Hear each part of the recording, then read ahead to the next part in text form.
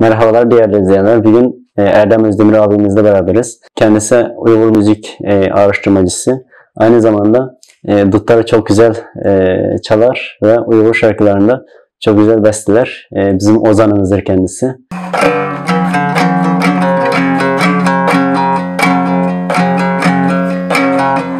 Seher körgençlik, gözüm sultanım, dedim sultan mı sen, o dedi yak ya.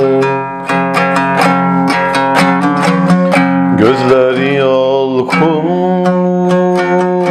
kolları hınlı, dedim sultan mı sen, o dedi yak ya. Uygurlardan tabii ki de çok genç yaştan beri hep haberimiz oldu. Evet. Onların çilelerinden, sıkıntılarından. Bir de tarihte de zaten Uygur Devleti bizim resmi sıralamamıza göre Hunlar ve Göktürklerden sonra gelen ve dünyaya uygarlığı hediye etmiş. Gerek tarımda, gerek tıpta, gerek sanatta ve gerek de en önemlisi bu kaçırılıyor insani ilişkiler açısından. Türklerin en önemli, en donanımlı yerleşik hayata geçmiş kollarından birini teşkil etmektedir Uygur Türkleri. Uygur müziğine ve kültürüne daha fazla tanıdıkça da Uygur davasına daha fazla katkı sağlamaya bir borç bilme bilinci oluştu bende. Uludağ Üniversitesi'nde de seninle başlayan süreçte Uygur öğrencilerle ilişkimiz arttı. Abdurrahim Heyit hem onun ustalığı, ozanlığı hem de Çin zindanlarına alınması ki bir sanatçının bir zindana alınmasının makul ve demokratik bir gerekçesi olamaz aslında. Sadece milli içerikli, kendi Uygur ve Türk kültürünü yansıtan şarkılar, türküler söylemek insanın soruşturmaya bile tabi tutulmasını gerektirmez. Bir hassasiyet var artık Uygurlara karşı. Yani bu duyurulmuş, artık insanların haberinin olduğu, televizyonlarda, programlarda hiç alakası olmayan kişiler tarafından bile birden konuşulan, zikredilen bir konu haline geldi artık Çin'in Uygurlara yaptığı baskı ve asimilasyon politikası. Tabii ki de bu bir etnik soykırımdır. Kültürel soykırımı da geçtik. Bir etnik soykırımdır. Milyonlarca insanın kampta tutulması, öğrencilerin, gençlerin aileleriyle görüşmelerinin önüne geçilmesi.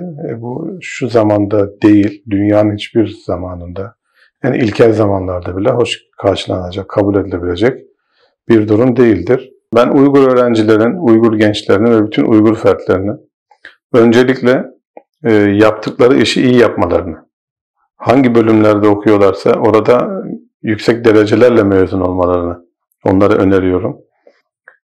Çünkü dünyada var olabilmek başarıyla olur. Başarının merkezinde de bilgi vardır, bilim vardır. Buralarda bir bilim yuvası. Ondan dolayı da öğrencilerimiz önce başarılı olmak zorundalar. Başarısız kitleler kendi seslerini duyurma konusunda da başarısız olurlar. Bazı hayatlar ve yaşam biçimleri vardır ki öyle yaşamaktansa yaşamamak daha iyidir.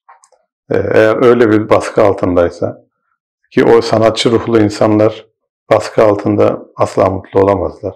Hiçbir insan olamayacağı gibi sanatçılar daha hassas olurlar. Ondan dolayı da öğrencilerimizin öncelikle başarılı olmasını istiyoruz. İkinci olarak da Türkiye'ye bir şekilde uyum sağlamalarını, Türk zaten biz aynı ağacın dallarıyız. Bu kesinlikle böyle.